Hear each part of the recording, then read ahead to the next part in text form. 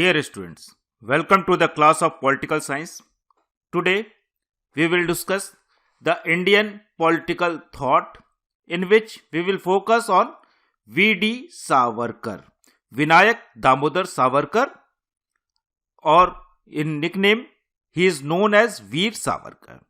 तो आप सभी का स्वागत है. मैं डॉक्टर सुधांशु आज पॉलिटिकल साइंस की इस क्लास में आप सभी का स्वागत करता हूं. आज हम डिस्कस करेंगे Indian political thought.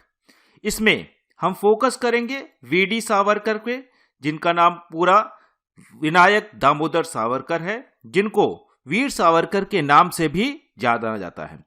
Vinayak Damodar Savarkar एक फ्रीडम फाइटर हैं और इसके साथ ही साथ एक प्रोलिफिक राइटर हैं, समाज सुधारक भी हैं और बाद में ये हिंदुत्व का जो आइडिया है उसको क्वाइन करने वाले भी एक चिंतक हैं.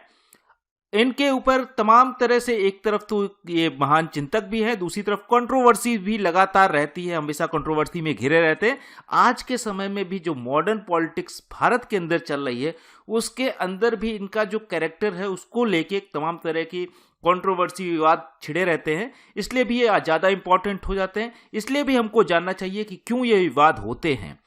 तो सबसे पहले जैसा कि मैंने बोला सारे थिंकर्स को पढ़ते हुए कि किसी भी चिंतक को जानने के लिए उसके काल समय परिस्थिति को जानना जरूरी है. किस समय में वो पैदा हो रहा है, क्या परिस्थितियां थी राजनीतिक, सामाजिक और आर्थिक, इन सारी परिस्थितियों को जाने बिना किसी भी चिंतक के जो उसके आइडियाज है उसका सही कनोटेशन या सही जो इंटरप्रिटेशन है वो नहीं मिल सकता. इसलिए हम देखते हैं उनके जीवन को. तो विनायक दामोदर सावरकर के जो जीवन है उनके जीवन को देखते हैं. तो कब पैदा हो रहा है, सबसे पहले जैसे हमने बताया कि समय जानना जरूरी होता है.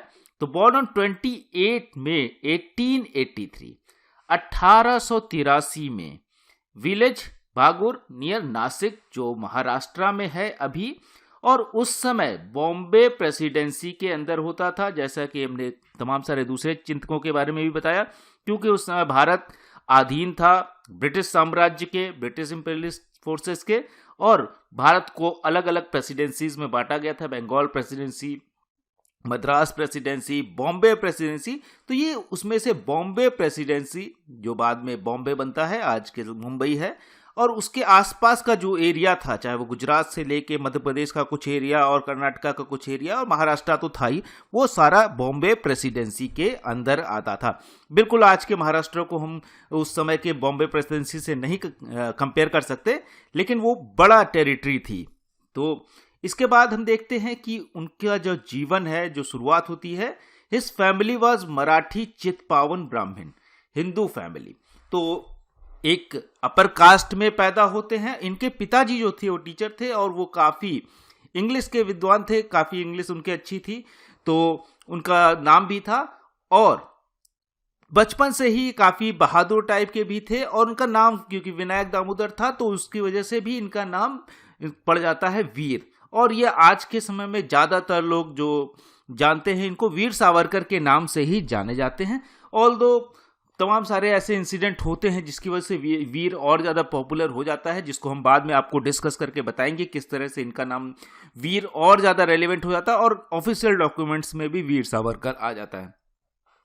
His parents passed away early, क्योंकि इनका जो बचपन है वो थोड़ा सा कष्ट में बीतता है. बचपन में ही इनके माताजी का देहांत हो जाता है और कुछ ही साल बाद इनके पिताजी का भी देहांत हो जाता है. तो इनके बड़े भाई जो थे गणेश नारायण दामोदकर या बाबूराव भी बोला जाता था उनको, वो जो हैं वो इन लोगों की शिक्षा दीक्षा देखते हैं या उनके टेक केयर करते हैं, पालन पोषण जो होता है इनको करते हैं. और इनके फैमिली में 4 व्यक्ति थे. इनके बड़े भाई, ये खुद, इनका एक छोटा भाई और एक बहन. तो ये चारों लोगों की जिम्मेदारी जो है सबसे बड़े भाई ने उठाई. बाद में इनका जो शादी हो जाती है, मैरिड टू यमुना बाई, 1901. तो 1901 में ही इनकी शादी हो जाती है और उस समय तक की शिक्षा दीक्षा जो है वो वहीं पे नासिक में ही होती है, बाहर नहीं निकलते.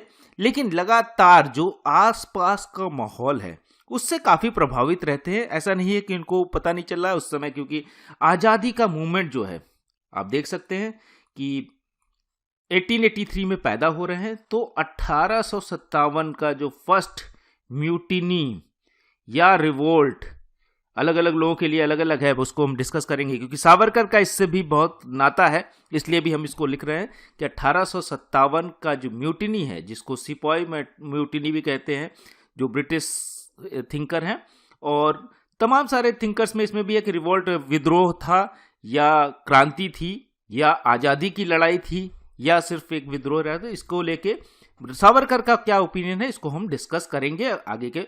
अभी हम इनके जीवन को देख रहे हैं। तो ये इस समय तक इनकी शादी हो गई।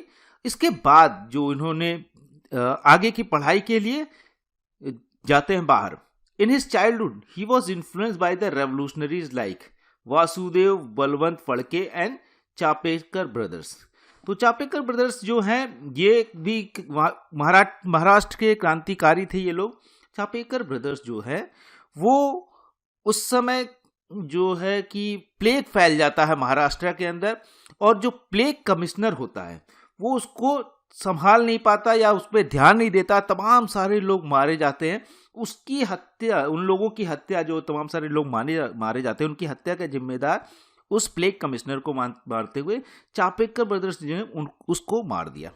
इस तरह के जो क्रांतिकारी लोग थे इनसे काफी प्रभावित थे सावरकर, और इसी उपलक्ष्य में या इसी तरह से आगे अपना काम करना चाहते थे। और 1900 में ही स्टार्टेड मित्र मेला। मित्र मेला एक कह सकते हैं पॉलिटिकल एंड सोशल एक्टिविटी थी, क्योंकि ये काफ़ी प्रभावित थे उस समय। जो बिपिन चंद्रपाल थे या लोकमान्य तिलक थे, इस तरह के लोगों से काफ़ी प्रभावित थे।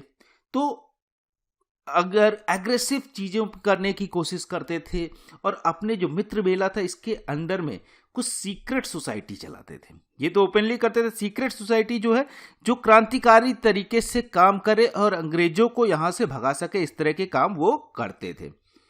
अभिनव भारत नाम का एक संगठन बनाते हैं जिसका काम क्या होता है, इसका काम है भारत की आज़ादी के लिए संघर्ष करना और नौजवानों को जोड़ना।